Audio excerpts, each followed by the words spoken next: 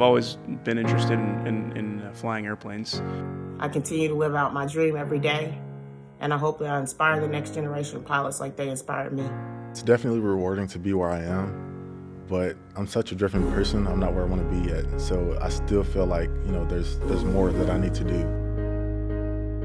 And I was probably at about the 8th grade when we were driving somewhere from New York, and I looked up in the sky and I saw a small single engine. I think it was a Cirrus. And I looked up at the plane and I was like, Mom, I think I want to fly planes for a living, yeah. I started flight training when I was 15, and I was working towards my private pilot's license.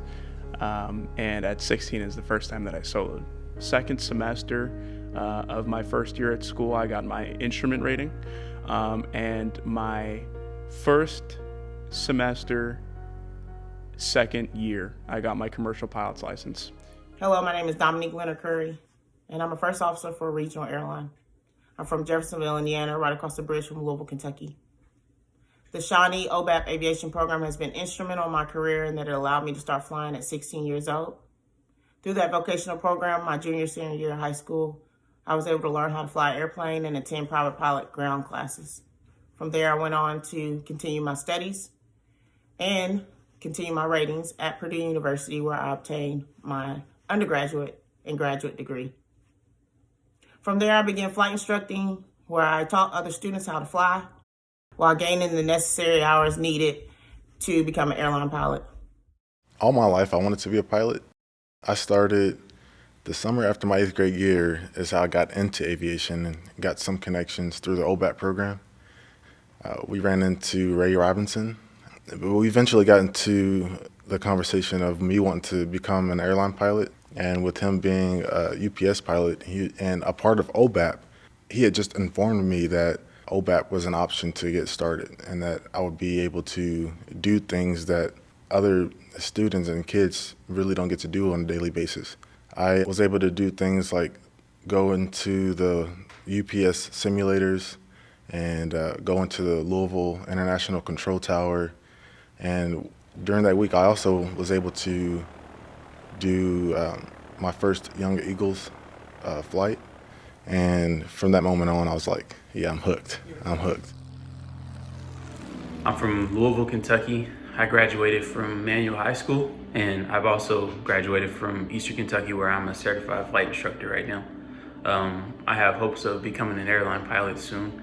All of that thanks to OBAP and what they've done for me. I would have to say that OBAP is the reason that I'm a pilot now. Just the experiences that I was able to have and the knowledge that I was able to gain from the camps is what has led me to the position that I am now. The first time I soloed, you know, it's kind of interesting to think about now because it's been such a long time and I've flown a lot of times solo since, but you get up in the air and you realize like, oh, you can actually do this. You know that you've done something that not a lot of people have done. Currently employed by UPS Airlines as a first officer on the Boeing 757 and 767 type aircraft. And I'm based right here in Louisville, Kentucky. My journey with the Louisville Ace Camp started when I was just 13 years old.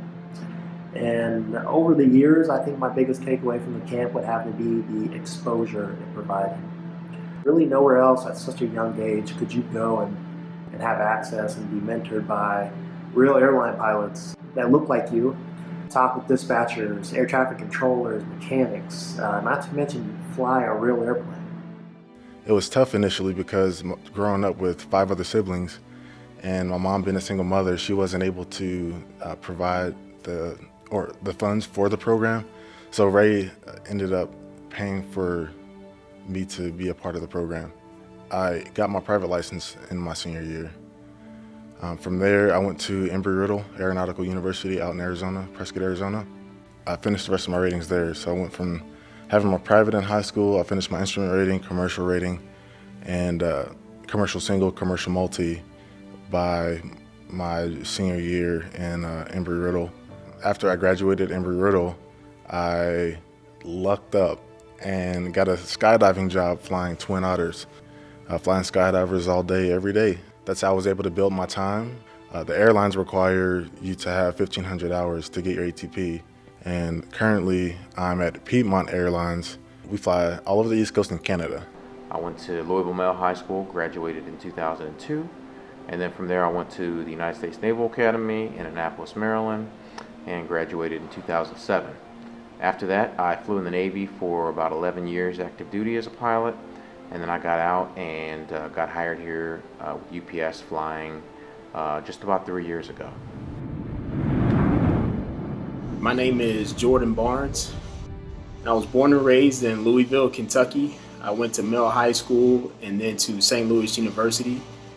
I currently am in the Air Force Reserve here in Charleston, South Carolina, where I fly the C-17. I've been doing this since 2015. And then last year I got hired by UPS. I fly the 747 for them. And I went to the ACE camp at Shawnee back in middle school.